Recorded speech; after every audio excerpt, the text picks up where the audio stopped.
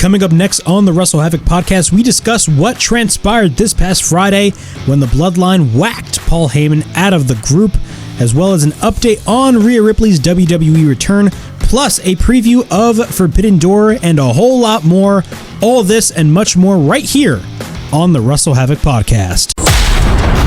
You're listening to the WrestleHavoc Podcast on YouTube, where we discuss everything in and outside of the squared circle. We talk all that goes on in the realm of WWE and AEW every week. And now, here's your host, the one that will give you a reality check on pro wrestling, Flamin' Ricky Duraeus. This is the WrestleHavoc Podcast. What's up, everybody? It is yours truly, Flamin' Ricky Duraeus, right here on the WrestleHavoc Podcast. It is June 30th, 2024. It is episode 31 of the WrestleHavoc Podcast. We got a lot of things to talk about right here on the show. Of course, we got AEW and New Japan Pro Wrestling's Forbidden Door taking place tonight at the UBS Arena in Long Island, main evented by the AEW World Champion Swerve Strickland, defending his title against the current international champion, the aerial assassin himself, Will Ospreay. We also got a lot of things to talk about. Of course, the main thing to talk about that took place this past week in the realm of professional wrestling was the official whacking of Paul Heyman out of the Bloodline in Madison Square Garden, the world's most famous arena, as he acknowledged the fact that Solo Sikoa is not his tribal chief. We're going to be talking about that as well. Before we get on with all this craziness going on in the realm of professional wrestling, please make sure to like and subscribe to the WrestleHavoc channel right here on YouTube, in which we discuss everything in and outside of the squared circle. Make sure to like and subscribe for more content, and as the friggin' referee would say, ring, ring, ring that damn bell for more notifications. Also, follow me on social media. We're going to kick off the show by talking about the former women's world champion, mommy herself, Rhea Bloody Ripley. We have a update by Fightful regarding her return to the ring, and it seems very promising. Of course, the dominant Rhea Ripley, according to Fightful, was sidelined in April with the shoulder injury that forced her to vacate the World Championship. However, she has been constantly referenced on television by Liv Morgan and the Judgment Day, setting the table for when she returns. There had been reports that Rhea Ripley wasn't scheduled for WWE SummerSlam. However, WWE sources had indicated that they have things constructed that Rhea Ripley can slide in and return to the program whenever she is ready, even in a non-wrestling capacity. Now, this is very interesting because we have seen this with the Drew McIntyre and CM Punk feud. As you guys know, CM Punk was injured his triceps this past January at the Royal Rumble, basically leaving the table for a Seth Rollins and CM Punk match at WrestleMania, and instead we got Drew McIntyre versus Seth Rollins for the world title. And if you really think about it, that was a blessing in disguise, considering the fact that now Drew McIntyre and CM Punk is one of the hottest feuds in WWE this year alone. So the fact that they're doing the same thing with Rhea Ripley is great, because again, it has shown that even though a wrestler is injured and they're in a major program, they can still utilize that particular wrestler that is injured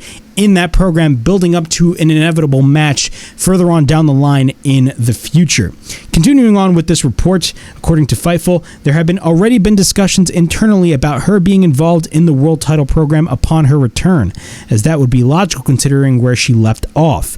However, a WWE source that Sean Ross Sapp of Fightful spoke to when said that the story available at the time of her return will dictate what program she's in, as many creative decisions have been made in her absence that still involve her. Fightful has not been told if there are any active creative plans in order, or if the company has inquired with Ripley, only that there was hope that she could appear on screen in some capacity ahead of SummerSlam if all went well. We all know eventually Rhea Ripley is going to be returning, considering everything that has been going on with Liv Morgan and the Judgment Day, primarily Dominic Mysterio, which we will be talking about next right here on the show. What are my thoughts on this whole Liv Morgan and Dominic Mysterio dynamic? It's honestly, it's very interesting, And not only that, it's one of the most interesting aspects of WWE TV right now, especially on Raw. One of the things that I'm really enjoying about Raw, especially these past couple months, is that almost every major storyline that is happening, serves some sort of importance and will lead to something much bigger in the future. And that is what WWE has really been built on this last whole year. They've been built on the ideology of them building up things long-term in advance, and that's what I really like about this. Of course, we all know Rhea Ripley had to vacate her world title due to injury. That led to Becky Lynch having the world title, and then she dropped it to Liv Morgan. Now Liv Morgan is the world champion, and she is inserting herself in the Judgment Day. And of course, she is tempting Dominic with all this crazy sexual things. Meanwhile, at the same time, if you really think about it, she's secretly, talking with the Judgment Day with Finn Balor. And that also affects guys like Damian Priest, who is the current World Heavyweight Champion, especially with the stipulation added for his match against Seth Rollins at Money in the Bank, which we will be talking about because his stipulation is very integral to what is going on with this whole storyline with Liv Morgan and the Judgment Day. And it's very, very, very intriguing. If you really think about it, the Judgment Day are the second most important thing going on in WWE, behind the Bloodline. The Bloodline right now is the most important, faction, but the Judgment Day is just behind the Bloodline, and even the Judgment Day are doing a lot of interesting things when it comes to this whole storyline with Liv Morgan, and it keeps the viewer guessing on what is going to be happening. Now, in terms of Money in the Bank, this is the card so far for Money in the Bank, and honestly, this is not a bad card whatsoever. Of course, we got Cody Rhodes, Randy Orton, and Kevin Owens taking on the new Bloodline consisting of Solo Sikoa, Tama Tonga Tungaloa, as well as Jacob Fatu. This is a great match, of course. All eyes are on the Bloodline, especially what took place at SmackDown this past Friday night, so that is very interesting, and it's going to be a great match nonetheless. We have the Intercontinental Championship on the line as Sami Zayn will be defending his title against Braun Breaker. Braun Breaker, ever since joining the main roster, has been on an absolute tear, and the way that WWE has presented Braun Breaker, I wouldn't be surprised if Braun Breaker ended up winning the Intercontinental Championship, but that's just a prediction on my end. We also got the men's Money in the Bank ladder match as Jey Uso will take on Carmelo Hayes, Andrade, Chad Gable, LA Knight, and one more man to be determined as well. We got the women's Money in the Bank ladder match as Io Sky will take on Chelsea Green, Lia Valkyria, Tiffany Stratton, Naomi, and one more woman to be announced as well. And of course, we got the main match that everybody is talking about with the stipulation added on both ends. We got Damian Priest defending his World Heavyweight Championship, the title that he won at WrestleMania by cashing in on Drew McIntyre, of course, via because of the interference of CM Punk. Or realistically, if you think about it, Drew McIntyre kind of, screwed around with CM Punk, pissing off CM Punk, and we all know what happened there. That feud is just going to be bonkers, in my opinion. But we got Damian Priest and Seth Rollins, and the stipulation that is added for that match is if Seth Rollins wins, Priest must leave the Judgment Day, and if Priest wins, Rollins cannot get another shot at the World Heavyweight title. Now, honestly, it raises the stakes for this whole feud because Seth Rollins, of course, right now, he was the first World Heavyweight Champion, and he's done a lot with that title. A lot of people say he hasn't really done a lot with that title, but honestly, he got that title off the ground. But Damian Priest, I was very skeptical throughout those first few months of his title reign about, he's just a transitional champion. But after the matches that he had the last couple of weeks, and especially, of course, in the last couple of PLEs, he's really done a lot with that world title, and it's only planting the seeds for what's inevitably going to happen with him and the Judgment Day. And with him, losing the World Heavyweight title and him leaving the Judgment Day, I think that opens the door for him to basically get executed out of the group, because we all knew it was going to be happening. We all knew that Damian Priest was eventually going to leave the Judgment Day, whether or not, we were going to have the Judgment Day members basically just whack him off of the group, or in this case, a stipulation like this. But honestly, it raises the stakes, and I love the stipulations added in this match, and it opens the door for many storyline possibilities when it comes to Damian Priest and the Judgment Day. But nonetheless, everything involving the Judgment Day has been pure, gold, in my opinion. I've been really enjoying what they were doing with the Judgment Day, and there's just a lot of possibilities on what WWE can do for the Judgment Day going on down the line in the future. Continuing on with the WWE news going on right here on the WrestleHavoc Podcast, we're going to be talking about WWE and their deal with Indianapolis, Indiana, with them bringing the Royal Rumble, SummerSlam, as well as WrestleMania. I'm giving this update via Fightful Select. WWE announced a major deal that would send the Royal Rumble 2025 to Indianapolis, as well as feature WrestleMania and SummerSlam shows. This is a big deal. News of the possibility was broken by WrestleVotes last week and confirmed by WWE on June 24th. The Indiana Sports Corp have pushed for the events locally. This now solidifies locations for SummerSlam, WrestleMania, and the Royal Rumble through 2025 and has 2 locations in subsequent years nailed down. Royal Rumble as a possible February destination has long been discussed and was a potential WrestleMania date in May before late April was settled on. Fightful has been told that avoiding Super Bowl weekend and the NFL playoffs was important to that decision making, and it doesn't mean that it will remain in February moving forward, but that the Super Bowl calendar could close that. In addition, WWE's press release announced that the future 2-night SummerSlam would be coming to Indiana. Those that Fightful has spoke to in WWE said that the Minnesota expansion to 2 nights was the start of that event likely moving to the 2-night format going forward. Fightful has not been told of Royal Rumble expanding to 2 nights, which honestly I can't see the Royal Rumble expanding to 2 nights. However, one longtime WWE higher-up told Fightful that it's certainly constructed in a way that would easily work for 2 nights. Some of the positives that WWE sources highlighted to Fightful regarding Indianapolis, Indiana was the ease of access in the city, proximity to other major cities, and the indoor stadium. Years ago, Indianapolis also had a strong showing for peripheral events around the Super Bowl. So, yeah, they have a deal with Indianapolis, Indiana. Of course, they're going to bring the Royal Rumble next year, and of course, they're going to bring in future years WrestleMania as well as SummerSlam. Now, I didn't talk about this on last week's edition of the podcast, but what are my thoughts on SummerSlam? Because WWE a couple of weeks ago announced that SummerSlam was going to be going to Minnesota for US Bank Stadium in 2 years in 2026, and they're going to be expanding SummerSlam to 2 nights, which honestly, on one hand, I like the fact that they can expand SummerSlam to 2 nights because, again, it shows the value that really SummerSlam has. If you think about it, SummerSlam is really the second biggest show that WWE has behind WrestleMania. But at the same time, I didn't really like the fact that they were expanding SummerSlam to 2 nights as well, because it defeats the purpose of WrestleMania. I mean, WrestleMania is a 2-night event, and it should be a 2-night event because of everything that is going on. I mean, all the stops, the current WWE season always ends at WrestleMania. That's when it ends, and after WrestleMania, it's a big reset from a creative standpoint. SummerSlam being 2 nights is a little iffy to me.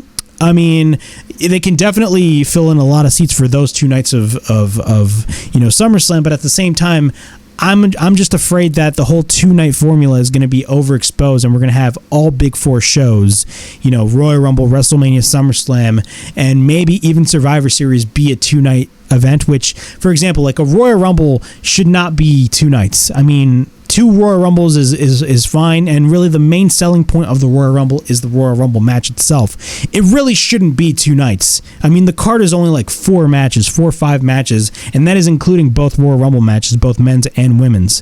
SummerSlam, honestly, it's better off as a 1-night event, but in 2026, we're going to be having a 2-night SummerSlam event, and we do not know the location for next year's SummerSlam as well, but this is very interesting. I mean, Royal Rumble, WrestleMania, and SummerSlam are going to be heading to Indianapolis, Indiana.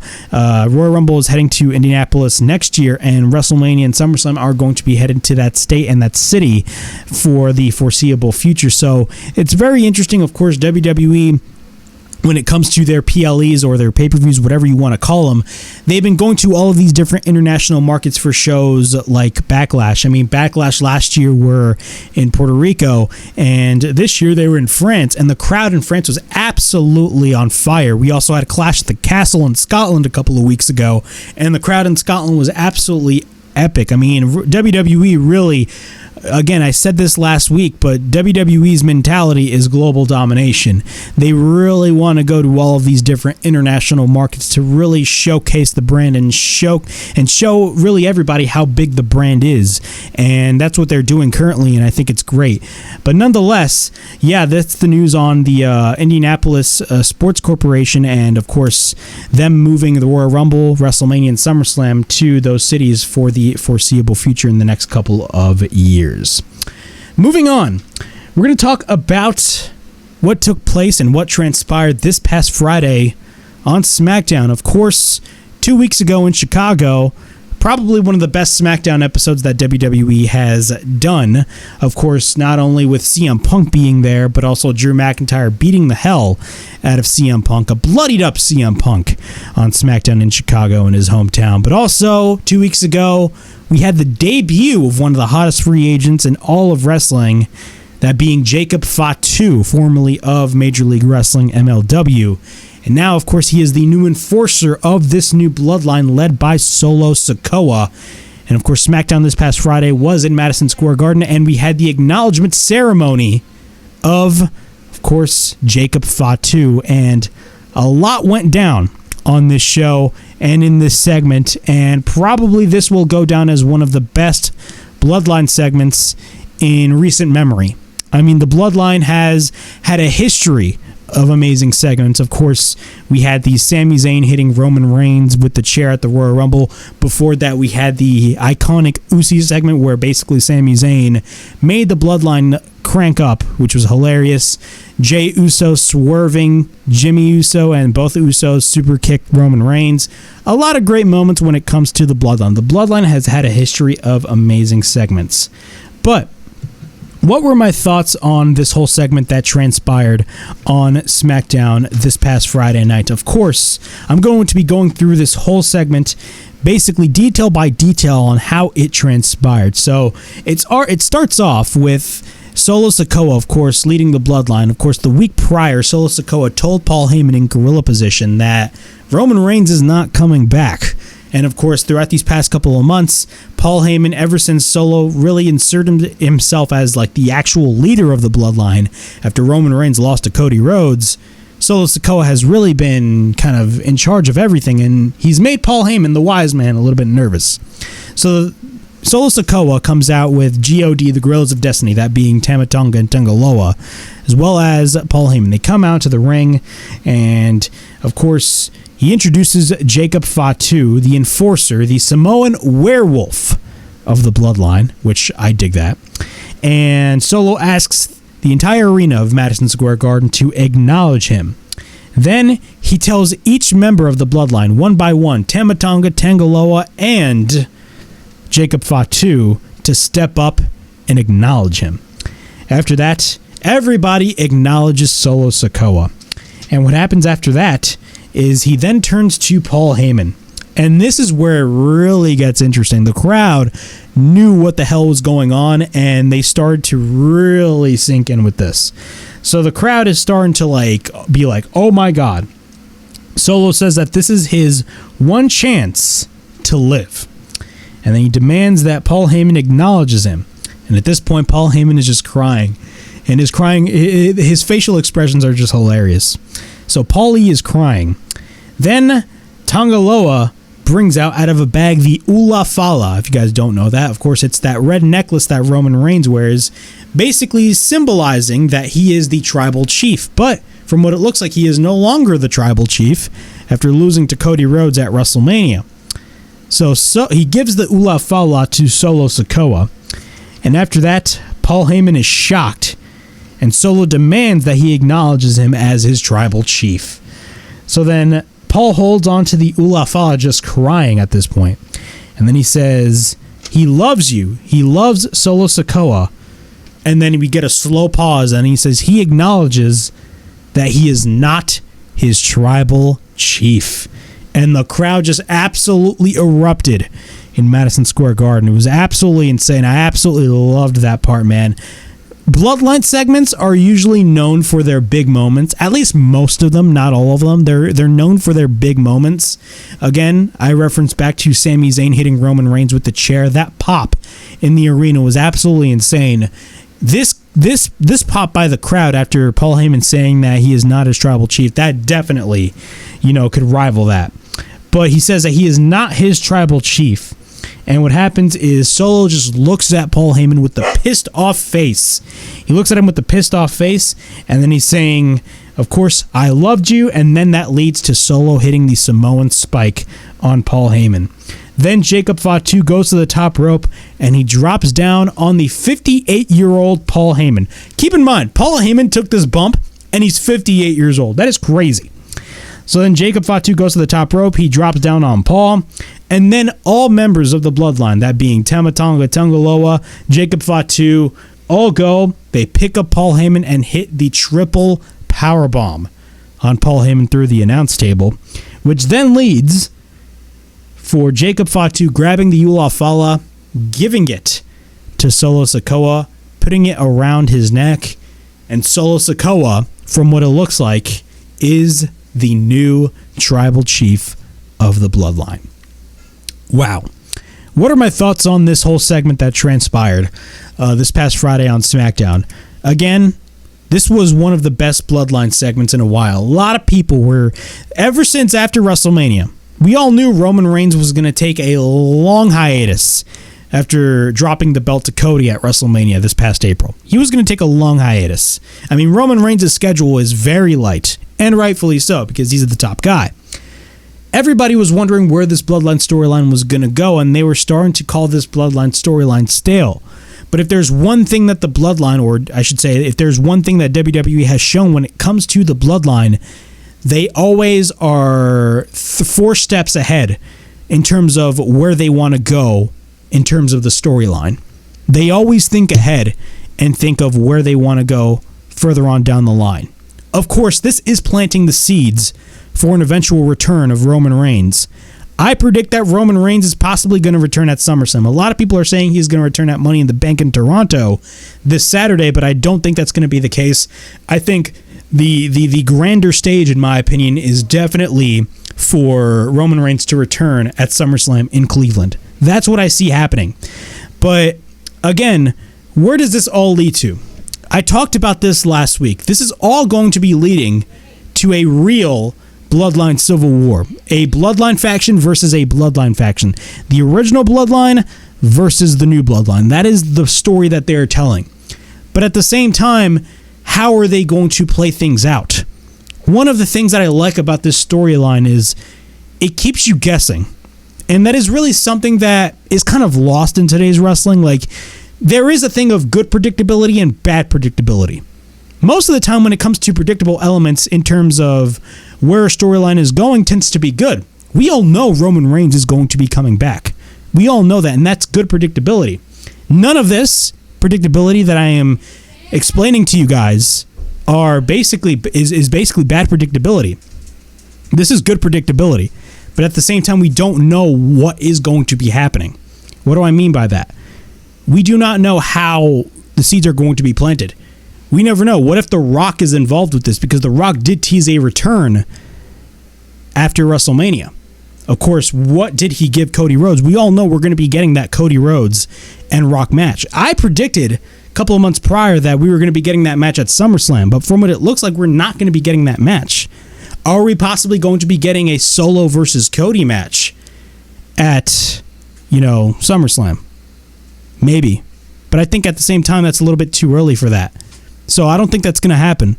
But at the same time, everybody's asking, well, what about Randy Orton versus Cody Rhodes? Because they're in that tag team match this Saturday. What if we see a scenario in which Randy Orton could possibly turn on Cody Rhodes? We don't know what they can do. But at the same time, that's a good thing because, again, WWE has really been story heavy this whole past year. They've been really story heavy. And they keep having the audience just guess themselves on where they're going to go next. This is all also eventually going to be leading to War Games. War Games, of course, we're going to be having a Bloodline versus Bloodline match, and we don't have all the members yet. For all we know, we all know that Hikuleo is going to be a part of this new Bloodline. Could it be a scenario in which Solo Sikoa gets whacked off of the group, and maybe The Rock leads this new Bloodline?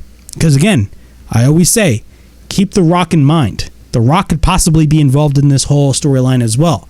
But depending on his schedule, we just do not know when he's going to show up. But I do think The Rock is going to be involved in this. But what we saw this past Friday eventually planted the seeds for an eventual return for Roman Reigns. And I predict that he is going to be returning this Friday. Well, not this Friday, I'm stupid. This August at SummerSlam in Cleveland. That's what I predict, and this storyline has just gotten to another level this past Friday. Of course, this is the WrestleHavoc Podcast, episode 31. It is June 30th, 2024. Of course, please make sure to like and subscribe to the WrestleHavoc channel right here on YouTube, in which we discuss everything in and outside of the squared circle.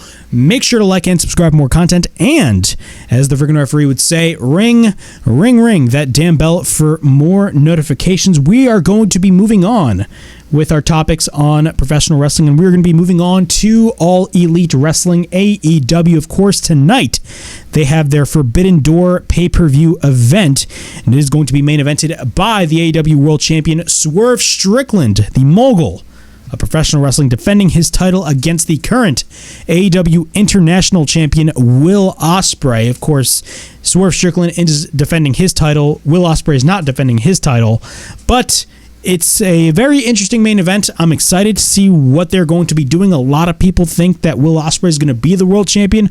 A lot of people think Swerve is going to be remaining the world champion. And honestly, what I like about this match is the unpredictability nature of this match. But I'm going to be running down the card for AEW Forbidden Door. Of course, Forbidden Door is going to be taking place at the UBS Arena in Long Island, and they have a pretty decent attendance, almost 10,000 seats sold for this event. And of course, when it comes to attendance, these past couple of months, AEW has really been lacking in terms of attendance, and really, if you think about it, also from a creative standpoint, they really have been struggling. They're struggling with what they want to do, how they want to play things out. One of the things that I've really noticed in terms of the presentation of AEW is, and it's not really their fault, it's really the crowds. The crowd hasn't really been as active as I usually would see in an AEW show, like last year or maybe the year before. But also at the same time, whenever AEW tries to do something, there's really not a lot of heat to it. And that is something that AEW really needs to fix when it comes to their storyline progression. But let's talk about Forbidden Door. Of course, Forbidden Door is in a couple hours. I'm going to be running down the card for Forbidden Door. Of course, we got a bunch of matches. We got like at least maybe 13 matches on this card, and that is also including the 0 hour stuff, which honestly I could care less about the 0 hour. But I'm going to be adding the pre-show matches.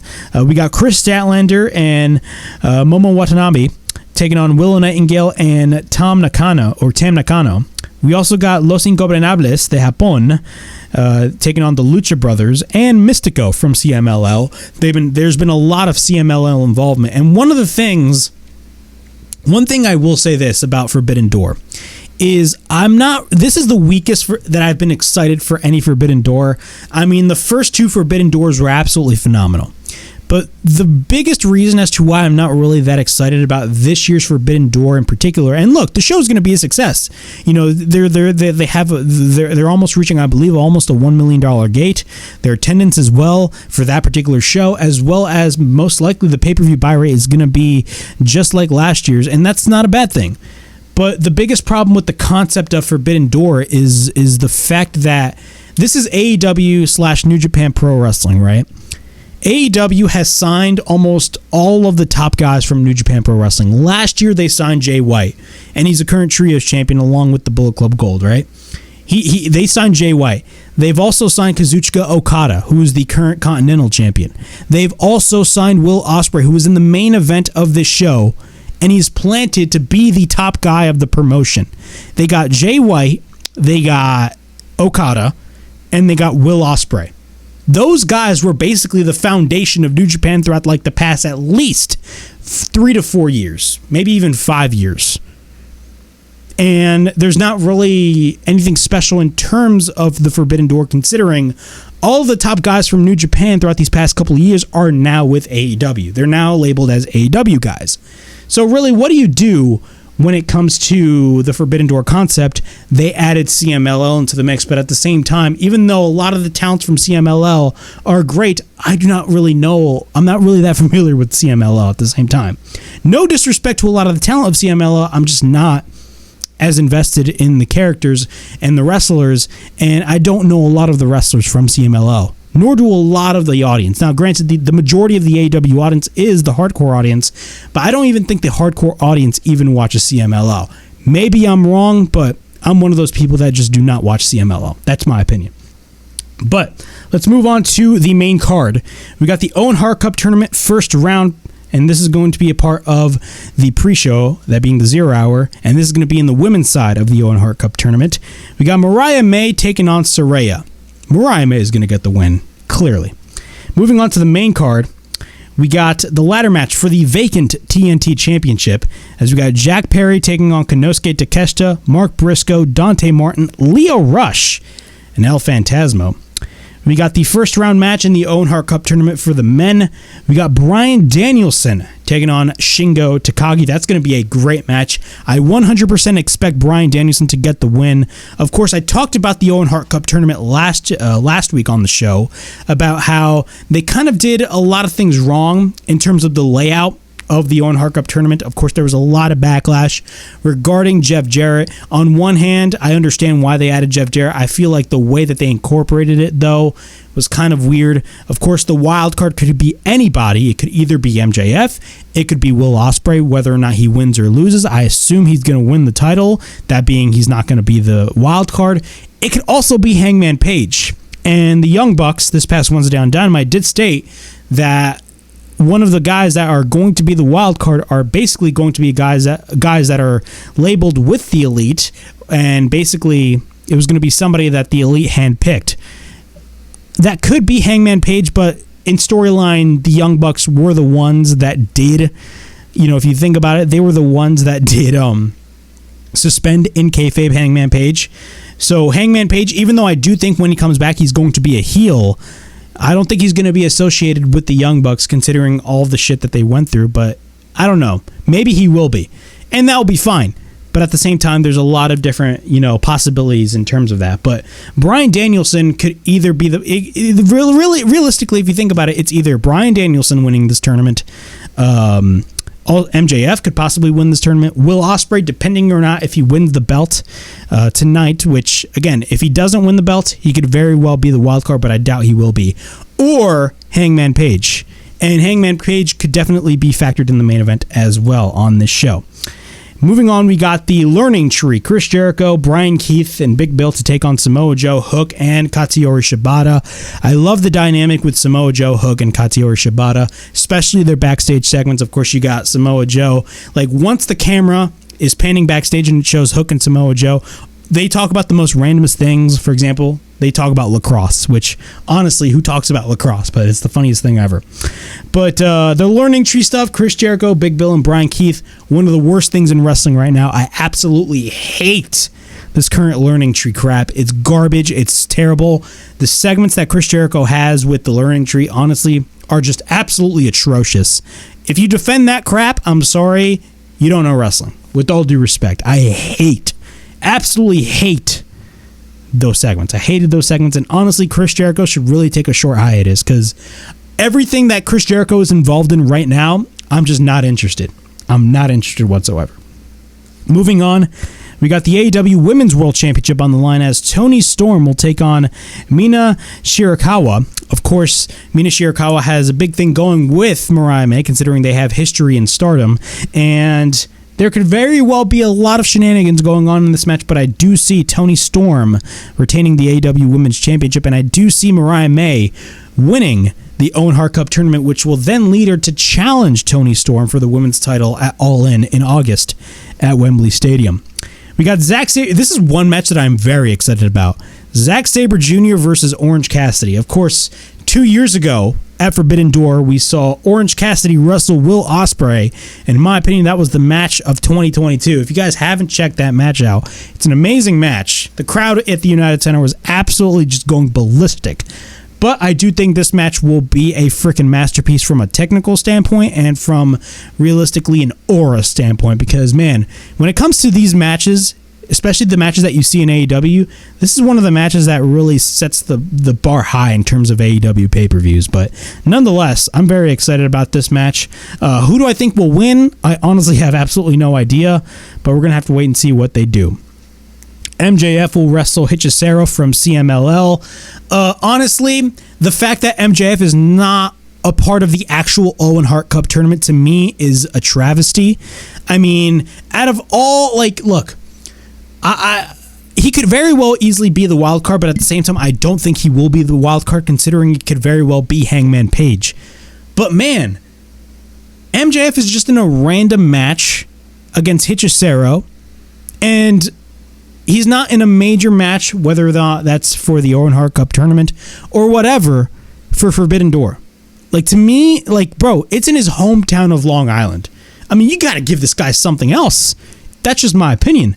MJF will definitely get the win, but honestly, they really need to do better with MJF, which, look, he just came back. They're definitely going to do a lot with him. They're planting the seeds for an eventual MJF versus Will Ospreay match, which I'm excited about. That is the seed that they are planting for Wembley Stadium, but at the same time, I mean, MJF versus Hechicero at Forbidden Door in his hometown of Long Island, come on now.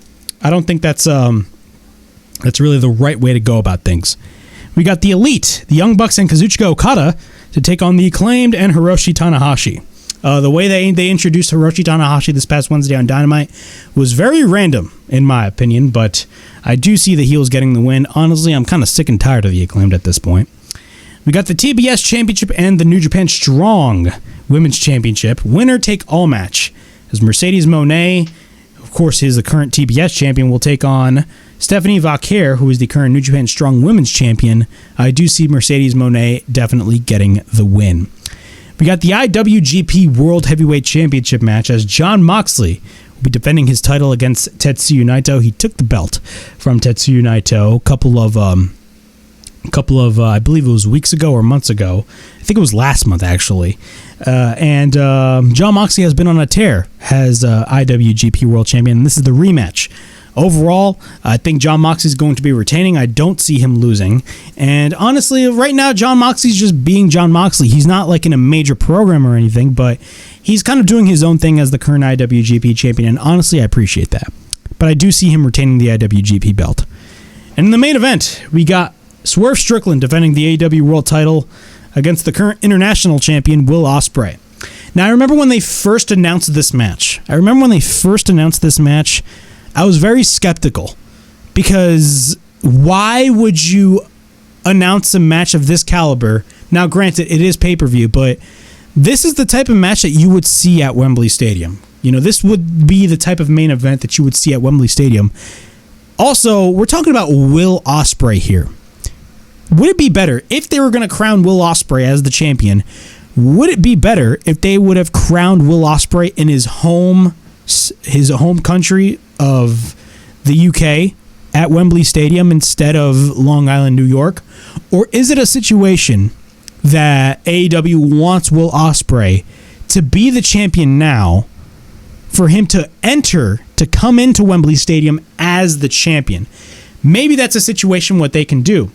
But at the same time, if you really think about it, there's many different variables of where AEW could go with this match, which makes me very intrigued about this match. On one hand, we could see Will Ospreay lose this match. And we could set up an inevitable rematch between Swerve and Ospreay at All In.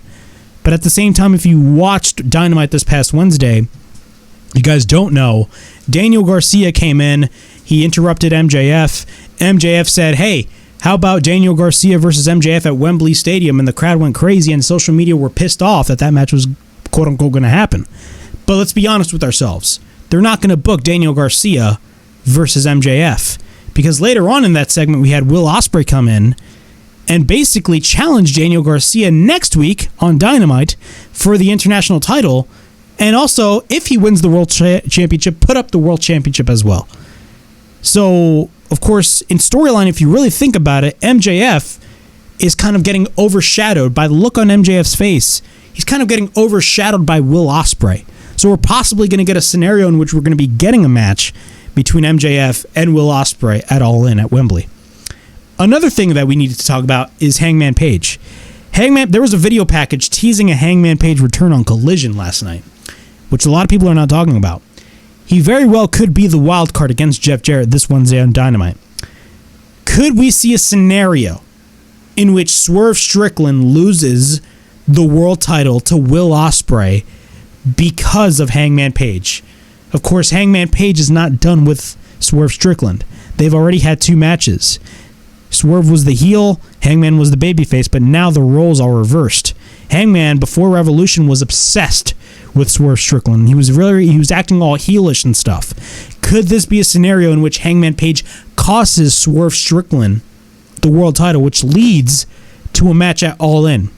These are many different variables that we really need to think about. But nonetheless, I do see Will Ospreay winning the AEW World Championship. But at the same time, if you're going to have Hangman Page cost Swerve Strickland the belt, I think it would look bad on Will Ospreay, considering you have to book him as your top babyface. You get what I'm saying? Will Ospreay, he's a great heel, but right now he's being positioned as the top babyface of the organization. And not only that, he's over with the audience. And I think that would look very bad on Will Ospreay from a creative standpoint. But there's many different variables when it comes to Swerve Strickland and Will Ospreay, which I really like. But at the same time, do I think it's a little bit too early for Will Ospreay to challenge for the World Championship? Yeah, I do. I do think it's a little bit too early, but maybe AEW has an ace up their sleeve, and maybe they know something that we, as an audience, do not know. But that is Forbidden Door, and that is the card rundown for Forbidden Door. Overall thoughts on this show. I'm excited about the show. This is the least I have been excited for a Forbidden Door show, considering AEW has already taken all of the top New Japan guys, or most of the top New Japan guys, and they had to incorporate CMLL. And if you really think about it, the main event of this show, is not New Japan versus AEW. It is AEW versus AEW. So, I mean, that comes into play, and honestly, it's a smart move on AEW's hand, because if they have Swerve Strickland taking on another random New Japan guy who's not really known to the broader audience, especially now considering AEW already has Okada, Ospreay, and Jay White, and a whole lot more, as well as Mercedes Moné, it makes total sense for them to have Ospreay versus Swerve. But moving on when it comes to AEW, we got an update on the relationship between AEW and Warner Brothers Discovery. This is according to Fightful Select. AEW and Warner Brothers Discovery look poised to continue their relationship, though a deal isn't announced as of yet. Fightful has been following up with AEW and WBD sources for the last couple of months since the last update that Fightful has published. Throughout the entire process, both sides felt confident that the partnership would continue. WBD, that being Warner Brothers Discovery, has also been actively pitching and participating in cross-promotional efforts, including the House of the Dragon integration that we saw, as well as working with AEW on their Reebok deal for the Young Bucks and the promotion associated. There is already an offer on the table from the Warner Brothers Discovery side to AEW, and has been for months, though details regarding that are few and far in between. There have been ongoing talks for quite some time, dating back to last year when overtures were made to get AEW pay-per-views on the Max streaming service. However, AEW has opted to wait so far, and conversations continued, which, if you really think about it, is kind of smart on AEW. Then they're waiting for the right time, for the right number to come up when it comes to the deal. For those looking to predict a number, that's easier said than done. Dynamite, Rampage, Collision, and potential peripheral shows, that being reality shows, etc., and potential time slot and block changes, exclusivity, library, streaming, and potential pay-per-view rights could also all play a role. AEW and Warner Brothers Discovery have weekly meetings on Mondays to discuss integrations, creative plans, and to prevent any hurdles the two may face throughout the days that follow. In addition, Fightful has been told that no accident that there have been a variety of different time slots and 3-hour blocks that include any combination of their shows. Fightful Select was told that AEW and Warner Brothers Discovery are examining what nights, time slots, and time blocks work best and have been monitoring that appropriately. Of course, if you guys haven't been paying attention these past couple of months, especially during the NBA season, we have seen Dynamite actually go 3 hours for a couple of weeks. So like we would have a 2-hour Dynamite, and then immediately after we would have a live Rampage. So honestly, I don't know if that's a good. I mean, from a creative standpoint, I mean, we've all talked about how we don't like 3-hour Raws. I don't think a 3-hour Dynamite will help AEW, even though it's more time for them. I don't think it's smart for them because I feel like we'll have a similar situation like we do with Monday Night Raw now, in which, there be stuff on the show that really don't matter. And really, if you think about it, even now, with Dynamite being 2 hours, there's stuff that just doesn't matter that I just don't care about on the show. And if you add another hour of Dynamite, I don't think they're really, going to change a lot of the current product right now. I think it's relatively going to stay the same. But at the same time, it depends on how much the audience is going to stick around for that third hour, because that third hour is really dreadful. I mean, not only that, these past couple of years, when it comes to Raw, that second hour is like the longest hour ever. But that's just me. We can confirm, continuing on with the report by Fightful, we can confirm that Fightful has heard WBD, Warner Brothers Discovery, had interest in 2023 putting AEW's pay-per-views on the Max streaming service, though it was later expected that AEW will likely negotiate their properties together at first, before evaluating the possibility of individually. So when it comes to their pay-per-views, we all do know that AEW has been expanding their pay-per-view schedule. I mean, we're going to be having Forbidden Door tonight. We got All In happening in August. All Out taking place 2 weeks after. Last year, All Out took place a week after All In, which I thought was very stupid. And I think even 2 weeks is really stupid as well this year. You really need to wait at least mid-September, or at least by the end of September. Have build for that show. Instead, you're going to ask people to pay $50 for one show, and then 2 weeks later, you expect the audience to pay $50 for that other show in 2 weeks. I mean, to me, that's kind of stupid. But if you look at the pay-per-view buy numbers, it shows that AEW has consumer loyalty when it comes to their pay-per-view buy rates, because their numbers are fairly consistent. Everybody talks about low AEW ratings, but nobody talks about their pay-per-view buys. That's what I've noticed. Nobody talks about the AEW's pay-per-view buys. The pay-per-view buys for AEW have been fairly consistent, even to the point where they almost topped All Out 2021, which is their highest pay-per-view buy rate, which I believe is 205,000 buys. That's just my opinion, but nobody wants to talk about pay-per-view buy rates. But I do think with them expanding their pay-per-view schedule, I do see eventually AEW going on the Max streaming service. When will that happen? I do not know. People expect that to happen overnight, but people need to really realize that, streaming is a different beast right now. Streaming is a different beast. We do not know how long it will take for all of the content to move onto Max, but I do believe eventually it will happen, but I think it's going to take a couple of months for that to happen. That's just my opinion. I may be wrong, but that's what I see happening. Regarding the WWE aspect of things, and the rumored meeting last year between WWE and Warner Brothers Discovery, industry sources said that they expected all along that WWE was going to wait until the right time to announce a deal for Raw. One of the main reasons for that was that the market wasn't particularly robust for television deals at the end of 2023, and despite getting a healthy increase on their SmackDown rights, the stock took a hit. This is something WWE was set to look to avoid, and Warner Brothers Discovery wasn't surprised by this. WWE and Warner Brothers Discovery did meet last year before WWE secured their television rights. When Fightful asked Warner Brothers Discovery sources about the meeting, Fightful has been told that the two sides are international business partners because of the relationship with TNT Sports and WWE. WBD sources that they have spoke to said that the word of extending television rights last year likely extended to AEW as well, as the landscape in late 2023 didn't seem as attractive for those selling television rights. Earlier in 2024, sources indicated that it would likely be well within 2024 before ending up announcing anything.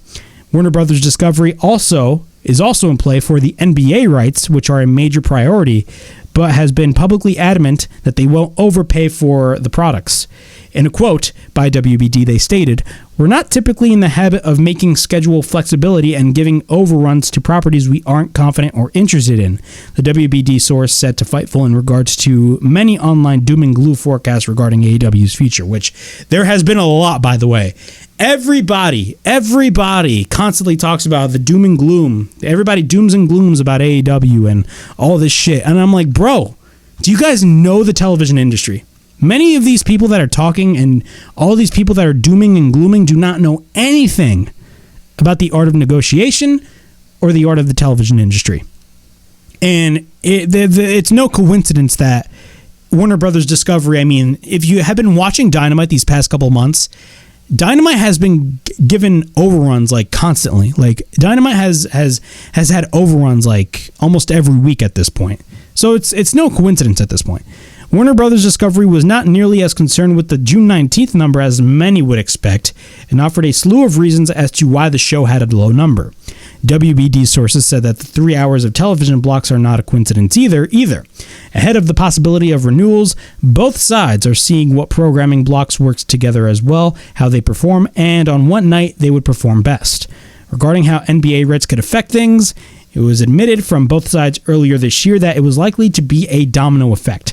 One AEW source compared it to an NFL quarterback settling the contract market and seeing how things play out after. If Warner Brothers Discovery were to lose the NBA television rights, there would be a lot of more flexibility for other programming as well. But let's be honest with ourselves. TNT losing the NBA is a big deal because then, people need to realize that the NBA, like, they prioritize the NBA over AEW. The NBA is the bigger brand. Okay? TNT losing the NBA, and the NBA has been on TNT for years. Like, I believe well over 20 years. Inside the NBA, I believe, is prepping for their final season on there, which is crazy to me because a lot of non-NBA viewers watch Inside the NBA. I'm one of them. I think Inside the NBA is fairly entertaining to watch. But TNT losing the NBA is a big deal considering how long the NBA has been on that network. And I believe NBC right now is in the play for those NBA television rights. If the NBA opts to go to NBC, that's going to be a big blow to Warner Brothers considering, again, the value of IP, the value of these different deals. If you don't have the NBA, what exactly do you have? Yeah, you do have AEW, but it's a fairly new product. NBA is bro, it's the NBA. I mean, you're not going to top the NBA. You know what I'm saying? But still, in terms of the television deal with AEW, I think they're eventually going to sign an extension. It's bound to happen. The only thing that really is I don't want to say concerning, but the only thing that is interesting is the number and the amount of money and the increase that they're going to be getting on their television rights. That all depends because people need to realize that AEW's main source of income is the television rights. Because, it is a live event business, but really the wrestling business nowadays is built on television rights fees and television rights in general. So like WWE makes the majority of their revenue based off their deals with Fox, NBC Universal, you get the drift. And eventually, once WWE moves to Netflix next year, the $1 billion with Fox, SmackDown moving back to the USA Network, and also the CW Network with them carrying NXT in October. So, like, again, the main source of income is eventually, the television rights fees. And I think AEW will definitely get a healthy increase, and I don't think anybody needs to worry about anything, in my opinion. But those are my thoughts on this update for the AEW television rights. In our final topic, we are going to be talking about AEW Grand Slam. Grand Slam is going to happen, of course. Grand Slam always happens every September, I believe 2 or 3 weeks after All Out. But apparently the date has leaked for AEW Grand Slam, and a Ticketmaster listing, and I'm reading this from F4W Online, a Ticketmaster listing may have revealed the date for AEW Grand Slam 2024. A listing, which has since been taken down, stated that AEW is scheduled to make its return to Arthur Ashe Stadium in New York City on Wednesday, September 25th. The show would include a live Dynamite episode as well as a taping for that week's Collision. The listing did not provide a date for when tickets would be going on sale. Grand Slam has been the annual September tradition for AEW since 2021. If the listing proves to be correct, this will be the first time Collision has been a part of Grand Slam. Rampage was taped in conjunction with Dynamite at Arthur Ashe Stadium for each of the past 3 years. Arthur Ashe Stadium is located in Queens and hosts the U.S. Open tennis tournament every year. Originally, AEW was planning to hold Forbidden Door at Arthur Ashe Stadium this year, but that didn't end up coming to fruition. The Forbidden Door pay-per-view will be taking place at the UBS Arena in Long Island instead tonight on pay-per-view. But yeah, they're going to Arthur Ashe Stadium. This was pretty much expected. Every year, AEW goes to Arthur Ashe Stadium. The only thing that I'm concerned about is the ticket sales, because it's no secret that AEW right now is in a down period and also in a rebuilding phase. They are in a rebuilding phase, and if you don't think that, clearly you are blind, but at the same time, they're also in a down period. This is during a time where WWE is doing gangbuster business. They're going everywhere. They're selling out everywhere. Like, the amount of times WWE is selling out is absolutely crazy. If you were to tell me that WWE was going to be selling out every single arena that they go to like 5 years ago, I would have laughed in your face, because like around 5 years ago they were really struggling in terms of ticket sales. But AEW, man, right now they're kind of like in the shit can when it comes to ticket sales right now.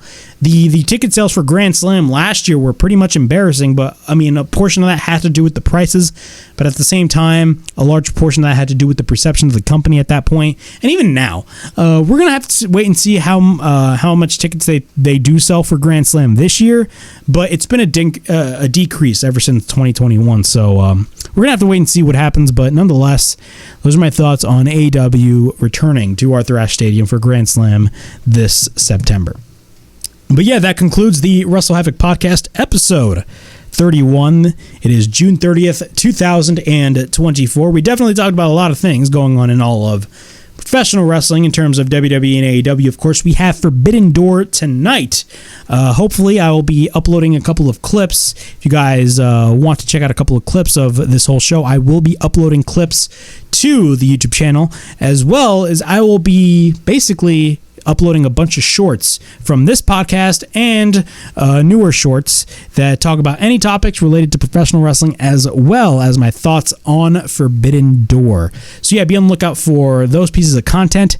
And aside all that, please like, subscribe, comment down below, push that bell for notifications. I'm on the lookout for more videos right here on the WrestleHavoc channel, in which we discuss everything in and outside of the squared circle. Make sure to like and subscribe for more content, and as the freaking referee would say, ring that damn bell for more notifications. And as always, it is yours truly, Flamin' Ricky DeRays, signing out. I'll see you guys all later. Peace.